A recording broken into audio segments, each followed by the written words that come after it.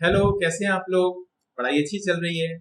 सो myself doctor PK Singhal और आप मुझे देख रहे हैं हमारे YouTube channel chemistry Pandit Singhal sir पर। तो आज हम लोग एक very different type of series लेकर आ रहे हैं। इस सीरीज के अंदर आपको डिफरेंट टाइप के टॉपिक्स मिलने वाले हैं केमिस्ट्री के, लेकिन लिटिल बिट इंटरेस्टिंग वे में हम लोग इसको कोशिश करेंगे प्रेजेंट करने के लिए। सो in this particular class we are going to explore the law of chemical combination for class 11th JE and NEET. So what does mean by law of chemical combination? We all know the most important aspect of chemistry is to study chemical reaction. किसी भी chemistry के अंदर सबसे important जो aspect होता है chemistry के अंदर वो होता है बेटा केमिकल रिएक्शन को पढ़ना। And these chemical reactions takes place according to certain law. जितनी भी डिफरेंट टाइप की केमिकल रिएक्शंस होती हैं ये डिफरेंट लॉज के ऊपर बेस्ड हैं। ऑल्दो थोड़ा सा हिस्ट्री को भी जानना चाहिए। ये 1800 के आसपास के बारे में हम लोग बात कर रहे हैं, सो दैट आपको समझ में आ सके कि हम काफी ज्यादा पुरानी बात कर रहे हैं, ठीक है ना। और ये केमिकल रिएक्शन को अगर बेटा हम लोग क्वांटिटेटिवली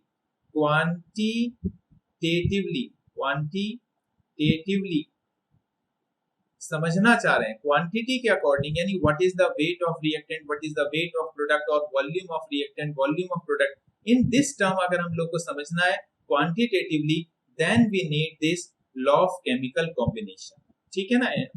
चीजों को ठीक से समझने के लिए, स्पेसिफिकली केमिकल रिएक्शन को अच्छे से समझने के लिए ये बड़ा जरूरी है। Although this particular law consists of 5 different law, actually ये कोई एक लॉ नहीं है, ये 5 डिफरेंट लॉज 1 2 3 4 5, ये 5 डिफरेंट लॉज को मिलाकर एक लॉ बना है जिसको हम लॉ ऑफ केमिकल कॉम्बिनेशन बोलते हैं। इसमें सबसे पहले बेटा law of conservation of mass, then law of constant composition, law of multiple proportion, law of reciprocal proportion and law of combining volume, जिसको हम गैलिसॉफ लॉ के नाम से भी जानते हैं। इस पर्टिकुलर क्लास में हम लोग एक्सप्लोर करेंगे first one, that is law of conservation of मास। इसको हम अच्छे से समझने वाले हैं। तो आइए स्टार्ट करते हैं law of conservation of mass. तो law of conservation of mass में आप देख पा रहे हैं यहाँ पर कि what is the meaning of law of conservation of mass. So in all physical and chemical changes the total mass of the reactant is equal to total mass of product, यानी मेरे को बोलना चाहिए matter can neither be created nor destroyed, यानी जैसे भगवान है ना ही तो उसको खत्म किया जा सकता है ना ही वो पैदा होता है, बिल्कुल वैसे ही matter can neither be created nor destroyed, ठीक है ना। तो वही लॉजिक यहाँ पर हम यूज करते हैं। अब इस लॉ को समझाने के लिए सबसे पहले जो साइंटिस्ट थे एंटोनी लेवोशियर, ये जो लेवोशियर थे इसको हम फादर ऑफ केमिस्ट्री भी हम बोलते हैं। तो फादर ऑफ केमिस्ट्री ने इस लॉ के बारे में बात की थी एकदम 1800 से भी और थोड़ा सा पहले, ठीक। इन्होंने क्या बोला था? इन्होंने बोला था बेटा कि if we are having a chemical reaction like A plus B when react to give C plus D, in this if A gram of A combined with B gram of this reactant, it will produce C gram of this and D gram of this. I should take it capital D. So what he said the total weight of reactant in a chemical reaction and total weight of product in a chemical reaction will always be equal. ये हमेशा क्या होंगे? एकदम से equal होंगे, और किसी भी केमिकल रिएक्शन में यही लॉजिक हमेशा काम करेगा। इन लोगों ने एक छोटा सा एक्सपेरिमेंट भी किया था लेवोशियर ने, लेकिन वो बहुत ज्यादा एसिड बेस के कंसेप्ट के ऊपर बना था वो, जिसके अंदर इन्होंने सोडियम बाइकार्बोनेट की रिएक्शन बेटा कराई थी एसिटिक एसिड के सॉल्यूशन के साथ बाय मेजरिंग इट। ये बहुत ही ज्यादा एक्सपर्ट थे लेवोशियर, अपनी एक्सपेरिमेंटल स्किल्स के अंदर बहुत ही ज्यादा एक्यूरेटली ये रिएक्टेंट और प्रोडक्ट के मासेस को मेजर कर पाते थे, तो इसलिए बहुत ही अच्छा रहता था इनका कंसेप्ट। यहाँ पर इनके पास बेटा सॉल्ट बना, इसमें CH3COONA अलोंग विद यहाँ पर CO2 गैस रिलीज हुई, क्योंकि इन्होंने गैस को बाहर एस्केप आउट नहीं होने दिया अलोंग विद वाटर। तो ऑल्दो यहाँ पर इन्होंने देखा जो कंटेनर का टोटल वेट पहले था रिएक्शन होने से पहले कंटेनर का, वही वेट रिएक्शन होने के बाद भी रहा। It means the weight of reactant will the sum of weight of reactant I must say will always be remain equal to the product, ठीक है ना। अब यहाँ पर आगे हम एक पॉइंट के बारे में बात करते हैं, काफी इंटरेस्टिंग है ये पॉइंट। यहाँ पर हम क्या बोल रहे हैं कि एक साइंटिस्ट थे बेटा लैंडोल्ट। लैंडोल्ट ने एक एक्सपेरिमेंट किया था जिसको हम बोलते हैं लैंडोल्ट एक्सपेरिमेंट। इन्होंने क्या किया था, इन्होंने law of conservation of mass को they actually prove the law of conservation of mass experimentally. Experiment की हेल्प से law of conservation of mass को इन्होंने बहुत अच्छे से प्रूव किया था। कैसे इन्होंने किया था, they took a glass tube as you can see in this diagram. इन्होंने एच शेप ट्यूब जिसको हम लैंडोल्ट ट्यूब भी बोलते हैं ये लिया, और एक साइड में बेटा इन्होंने सॉल्यूशन लिया। सपोज करते हैं in one limb, LIMB limb बोलते हैं एक साइड को। यहाँ पर सपोज करते हैं लिया बेटा इन्होंने सिल्वर नाइट्रेट का सॉल्यूशन AgNO3 का सॉल्यूशन यहाँ पर लिया। In another limb he took another type of solution, say in this limb he took sodium chloride solution, NaCl का सॉल्यूशन यहाँ पर लिया। अब क्या किया इन्होंने, इन दोनों को पहले से ही वे करके रखा, लाइक ये this one was W1 gram and this one was W2 ग्राम। पहले से इनको वे करके रखा हुआ है। वे करके रखने के बाद then they took this particular, और इसको बहुत अच्छे से इन्होंने एच शेप ट्यूब को मिक्स करा। It was small, it was handy, और यहाँ पर इसका कॉक लगा हुआ था जहां से ये लोग इसमें कोई भी चीज इंट्रोड्यूस कर सकते हैं। यहाँ पर एक कॉक लगा हुआ है जहां से आप कुछ भी ऐड कर सकते हैं, इस ट्यूब के अंदर कुछ भी निकाल सकते हैं। And this passage was clear actually, by this passage both this two solution mix together. इस पैसेज के थ्रू बेटा ये सॉल्यूशन आपस में मिक्स हो पाए, और मिक्स होने से हुआ क्या, मिक्स होने से ये रिएक्शन हो गई। We know silver nitrate when react with sodium chloride, silver nitrate when react with sodium chloride, it gives white precipitate of AgCl along with NaNO3. So this was the reaction taking place. जब इन्होंने देखा after certain period of time reaction is over, complete हो चुकी है, जितना white precipitate AgCl का बनना है उतना एक्चुअली बन चुका है, तो अब इन्होंने इस प्रोसेस को रोक दिया। और प्रोसेस को रोककर हम लोग को पहले से ही मालूम था this was W1 gram, it was W2 gram. He took out everything from this tube. यहाँ से जो भी कुछ बना बेटा सब कुछ बाहर निकाल दिया। So we can say W3 gram of precipitate of AgCl they get, and W4 gram of NaNO3 solution की फॉर्म में इनको मिला। When they added this W1 with W2 and after the reaction added W3 with W4, they find the value is same in both the case. जितना reactant का total weight था उतना ही product का total weight बना, which further confirm or which can confirm experimentally with the help of Landolt कि law of conservation of mass एकदम से सही है, but it is valid for general chemical reaction. Chemical reaction के लिए एकदम से वैलिड रहा, और फिजिकल चेंजेस के लिए भी ये वैलिड रहा। But after that we must understand कि कहां पर law of conservation of mass कुछ गड़बड़ हो गया, कहां कुछ प्रॉब्लम आई। चलिए देखते हैं कि प्रॉब्लम कहां पर आई। तो आप यहाँ पर देख पा रहे हैं बेटा, प्रॉब्लम एरिया था limitation of law of conservation of मास। ये काफी इंपॉर्टेंट सा पॉइंट है, और यहाँ से क्वेश्चन आपको जेईई और नीट में भी मिल जाता है। तो पॉइंट ये है बेटा कि जैसा मैंने कहा था कि this law is valid for general chemical reaction. General chemical reaction है, केमिकल कोई प्रोसेस है, और फिजिकल कोई चेंज है बेटा, फिजिकल चेंज आ रहा है। सो दिस इज वैलिड, कोई प्रॉब्लम नहीं है इस लॉ में, this is almost valid. But problem is with nuclear reaction. In case of nuclear reaction, in case of nuclear reaction it is invalid for nuclear reaction। ऐसा क्या हुआ कि nuclear reaction के लिए वैलिड नहीं हुआ बेटा? होता क्या है कि if I am talking about general chemical reaction, it is simply I am writing GCR, general chemical reactions, for example A plus B give rise to C plus D. So here the transition of energy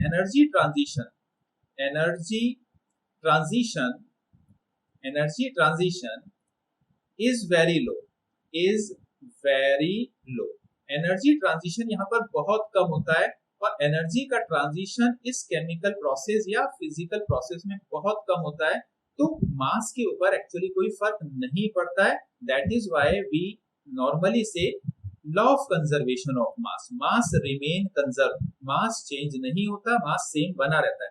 but if we are talking about, like I am talking about, I am mixing 2 electron with 2 proton and with 2 neutron and I want to make a atom of helium। अगर मैं कुछ ऐसा nuclear reaction कराना चाह रहा हूँ जहां पर हमने सब एटॉमिक पार्टिकल को इन्वॉल्व किया और सर्टेन एक न्यूक्लियस बनाया, एक सर्टेन एटम क्रिएट किया, तो यहाँ पर बेटा होता क्या है, जो एनर्जी का ट्रांजिशन होता है यहाँ पर इस केस में energy transition very very very high होगा बेटा, बहुत ही ज्यादा एनर्जी का ट्रांजिशन देखने को मिलेगा। और एनर्जी जहां पर जिन प्रोसेसेस के अंदर एनर्जी ट्रांजिशन बहुत ज्यादा मिलता है वहां पर नॉर्मली प्रॉब्लम आ जाती है। क्यों आ जाती है? हमारे पास एक साइंटिस्ट है ना, E is equal to mc square, आप लोग को याद ही होगा, आइंस्टीन। तो आइंस्टीन ने बताया था बेटा कि energy and mass interconvertible है, यानी mass can be converted into energy, mass को आप एनर्जी में कन्वर्ट कर सकते हो। एंड बाय दिस लॉजिक क्योंकि यहाँ पर एनर्जी बहुत ज्यादा रिलीज हो रही है, बहुत ज्यादा एनर्जी का इन्वॉल्वमेंट है, जो न्यूक्लियर रिएक्शंस हैं इनमें एनर्जी का ट्रांजिशन बहुत ज्यादा इन्वॉल्व है, इसीलिए कुछ मास एनर्जी में बेटा कन्वर्ट हो जाएगा, कुछ मास एनर्जी में कन्वर्ट हो जाएगा and that energy will goes to the universe, वो एनर्जी यूनिवर्स में चली जाएगी। और जो भी मास बेटा यहाँ पर जो भी मास का डिफरेंस आएगा, let me explain you it in a comfortable way. For example, we are taking the total mass of electron, proton and neutron at one side and we are taking the mass of one helium atom. So here if this is the mass m1 and this is the total mass m2, so the difference between these two means m1 minus m2, total mass of 2 electron plus proton plus 2 neutron minus total mass of one atom of helium, that is known as delta M. इसको हम क्या बोलते हैं बेटा? Delta M. और delta M को हम लोग मास डिफेक्ट भी बोलते हैं। क्या बोलते हैं? Mass defect, mass defect. And actually this is the mass which is converted into energy and energy releases. इसीलिए अगर कोई एटम या एटम का न्यूक्लियस बन रहा होता है उस समय जो भी बेटा एनर्जी रिलीज होती है उसको हम न्यूक्लियर बाइंडिंग एनर्जी भी बोलते हैं। And this nuclear binding energy is the responsible energy for the stability of nucleus. यही वाली वो एनर्जी है जो कि किसी भी न्यूक्लियस की स्टेबिलिटी के लिए रिस्पॉन्सिबल एनर्जी मानी जाती है। So what we can say that law of conservation of mass holds good for general physical and chemical changes, but it does not holds good for nuclear reaction. ये nuclear reaction के लिए सही नहीं है। Although modern chemistry की वजह में हमें धीरे धीरे इसका नाम भी बदलना पड़ा।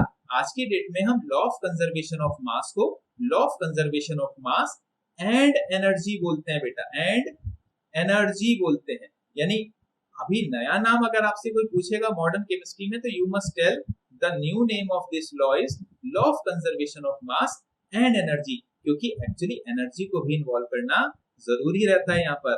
ठीक है, so let's explore some of the question. कुछ क्वेश्चन को स्टार्ट करते हैं कि कैसे हम लोग क्वेश्चन इसके सॉल्व करते हैं। चलिए क्वेश्चन को सॉल्व करना शुरू करते हैं, देखते हैं। तो I have given you one question, 4.90 gram of potassium chloride KClO3 when heated. See here, it is KClO3. The weight of KClO3 is 4.90 gram. When heated with oxygen, when heated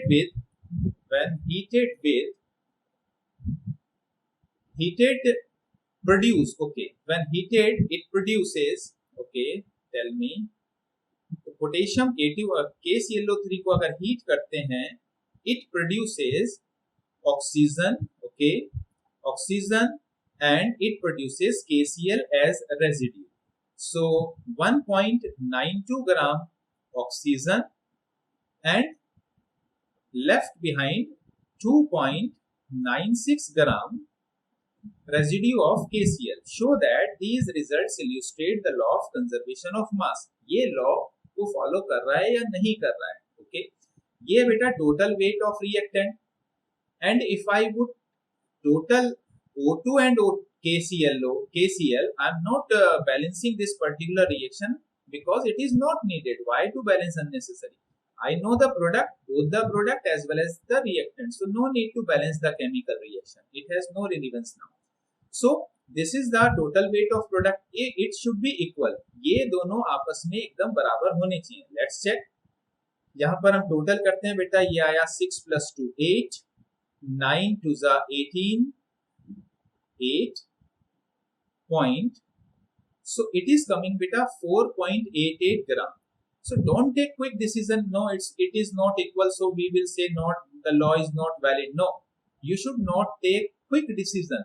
We should say what is the difference between these two. We should take what is the difference. Difference. So what is the difference?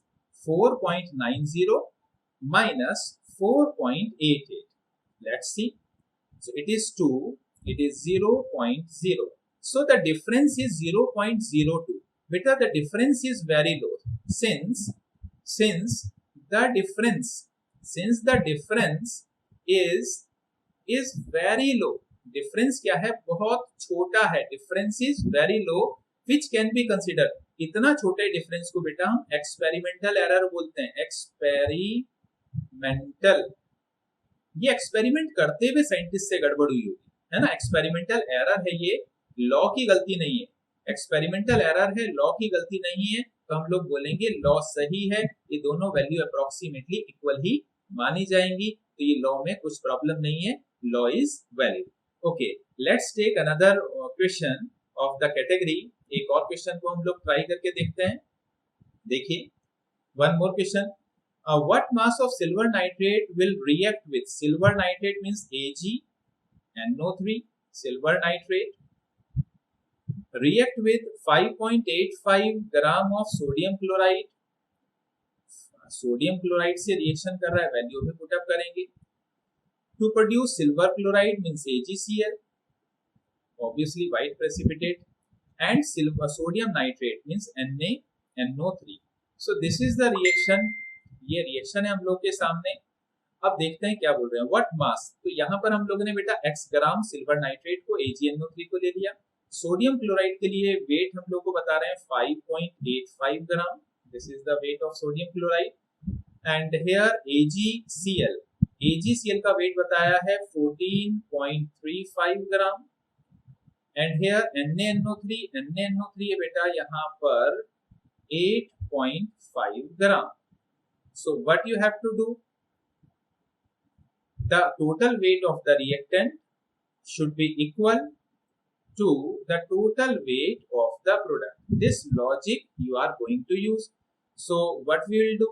X plus 5.85 is equals to, इन दोनों का total कर दे रहे हैं, तो ये आगे बेटा 5, this is 3 plus 5 8 point, ये आया 22. So x is equals to 22.85 minus 5.85. So 5.85, तो ये तो 0 ही हो गया, 0.00, and 12 minus 5, ये हो गया बेटा 17. तो 17 ग्राम of silver nitrate. So weight of AgNO3 used in the reaction is 17.00 gram, and this is the answer and how to solve the question. So I think आपको बहुत अच्छे से समझ में आ गया होगा ये कर क्या रहे हैं. Now these are the two questions which I am giving to you. You have to solve these question. कुछ प्रॉब्लम आती है आप कमेंट में मेरे को बताइए. क्वेश्चन मैं एक बार समझा दे रहा हूँ. If 6.3 gram of sodium carbonate are added, बिल्कुल सिंपल क्वेश्चन है, you can try. And what is the significance of Einstein equation? Einstein equation के लिए अभी हमने थोड़ी सी बात की थी, आपको उसके बारे में बताना है. So I think everything is quite clear. Enjoy the learning. So keep learning and do well.